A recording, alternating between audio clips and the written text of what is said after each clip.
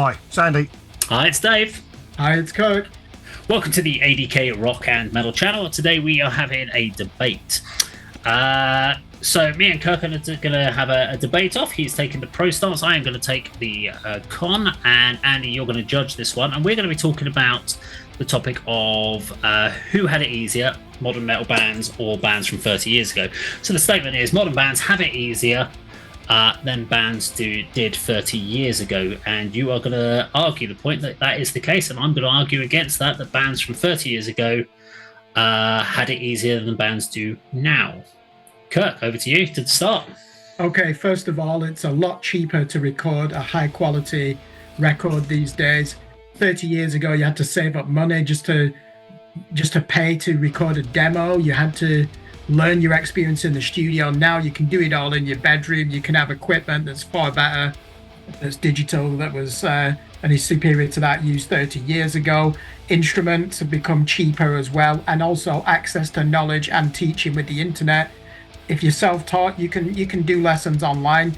You can follow Instagram guitarists, YouTube guitarists, learn your scales, learn how to sweep pick. Yes, you do need to still have a dedication to your craft, but it's a lot easier to share ideas. Also, sharing music. You can do file sharing. You don't even need to live in the same country. You can be a super group, or you can be underground musicians, one living in the United States, one living in Canada, one in Australia, and one in Scotland. That's not going to be a problem. That would have been 30 years ago. Even when you're coming together now, we live in a more interconnected world, so it's easier to travel, and again, is often cheaper as well. And getting your music exposure, you cut out the middleman. You don't need radio these days. You don't even need a record label. If you're a new artist, like everybody else, you're starting from a level playing field. You have got the world's biggest global market, Spotify. It's like the equivalent of what Amazon is for retail. It's just, how do you get that music heard? Well, look at all the platforms available to you in the social media age. TikTok, Facebook, YouTube, all the Twitter even. So it's just about getting your message out there. You don't have to rely on playing live music. If you're a local musician, you will do later on when it comes to how do you monetize your music, and that's selling merch, isn't it? It's not going to be now selling physical records, but don't let that hold you back.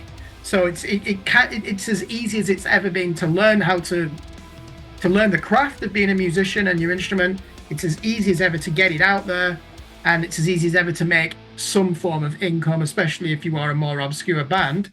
You could still make a steady income via the streaming channels. Okay, so you've actually helped me by making a few points here. So some of the points you have pointed out there are actually negatives, and it's actually very hard. So if you were talking about a band in the modern age, yes, it is very easy to put music out there, but it's very, very difficult to get anyone to fucking listen to it, because you have got so many platforms, you have got so many different streaming networks.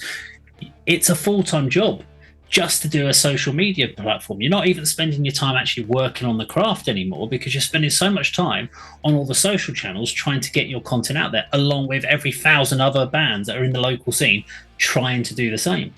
30 years ago, your focus would be on rehearsing, working on your material. You could still get cheap instrumentation, but you didn't have to worry about spending $3,500 on an amp modular thing that basically gave you 5,000 different amp settings. You turned up with a JCM 900 or an 800 with a bloody cab on it, and you turned up with a distortion pedal, and you were set. You could go off and you could start gigging. It was simple back then. You could go out, you rehearsed, and guess what? There were hundreds and hundreds of extra venues to go and play. And guess what? People actually went out, because there wasn't YouTube to go out there and watch music. If you wanted to go out, you wanted to find out about music, you went to the local gigs, you went to your Kerrang, and you found out about all the little local gigs that were on. And for a fiver, you'd go and watch 5 bands 7 nights a week in some of the venues in London and across the country. So you could get out and you could be successful in a small way as a band, and you could get your music out there and it would get shared. Now, the big challenge is getting it to a wider audience. 30 years ago was a lot harder. But what you did have was more, you had more mini record labels. You did have radio networks that would take open submissions. These have now, yes, you have more of them nowadays with the online radio stations and streaming platforms, but how many streaming platforms do each of us use? Maybe one, maybe two. Well, we've got Deezer, we've got Spotify. If you've got all your music on every other one, how many playlists have everyone gone? You've got to see everyone's out there trying to sell you a playlist. Give us 25 quid and we'll make sure you get ranked up on your playlist. Everyone's hustling and you just don't know what to do. So even the biggest bands out there now, when I've interviewed bands, or when we spoke to Richard Patrick from Filter, it's like a full-time job just doing the social media platforms. You've got to do TikToks, you've got to do Reels, you've got to basically make an ass of yourself for 30 seconds on a video. How many of you, I mean, for you guys, you've gone into a Reel somewhere and you go, you know, I'm a singer because I do this. You know, I'm a bass player because I do that. And these are Reels that people, bands, serious bands, are now having to make stupid little movies to be taken seriously as an artist.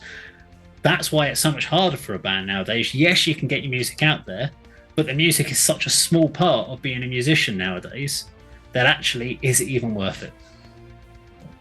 Andy, come back on that one. Yeah, both made some very good points. Before either you did put your cases forward, I had sort of in my mind where I thought my decision would go, and I thought it would be that modern bands have it easier. With the only hurdle they have to overcome is the vast number of sort of peers and competitors they're up against. You know, because of all the points that you made, Kirk. You know, the fact that access to recording equipment, you don't have to even get together as a band. You know, all the tools that are available for you to help you become a musician and learn and become better. And the social media and everything. I thought, well, that's got to be easier for modern bands. So that was before you put your case forward. That's what I thought I would go with. Dave, you made some really good points as well. The fact that, you know, the live setting there's more access and more demand for live shows, be it small dingy little rock pubs playing bands 7 days a week, or, you know, sort of better venues. There was more access and more demand for people to go to live shows, and there were obviously, you know, a raft of record labels as well, and people who are prepared to distribute your demo and put you in a fanzine. So, I mean, there's such contrasting worlds, and I think it's a difficult one. if you're a band that's got talent and drive, and you do set yourself apart from others, and you've got that determination. You know, let's use a young fledgling Iron Maiden example. It was easier for them because you could be head and shoulders above the you know, you didn't have as many competitors to fight against, and if you were sort of strong and good at your craft, you could succeed, and you had the steps and the, you know, the access to, you know, facilities to make that happen for you. But it's easier for a band nowadays if you want to do it more as a hobby, and you haven't got these massive dreams to become signed and professional and sort of set the world alight, but you just want to, you know, make a difference, get your talent and creativity out there to everybody, and it's easier. So I'm going to say case adjourned. We'll reconvene again on a date yet to be decided. You're not allowed to do that. No, you have to make a decision. Which way you're going to go. Okay. Honestly, it's not copying out. It's a difficult one. Right. Okay. Right.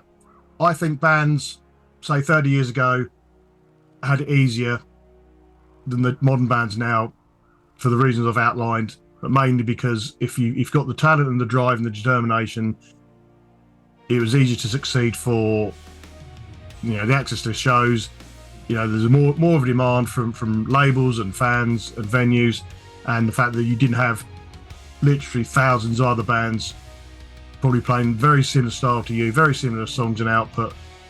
You know, so you know, you're able to make yourself known and be head and shoulders above others.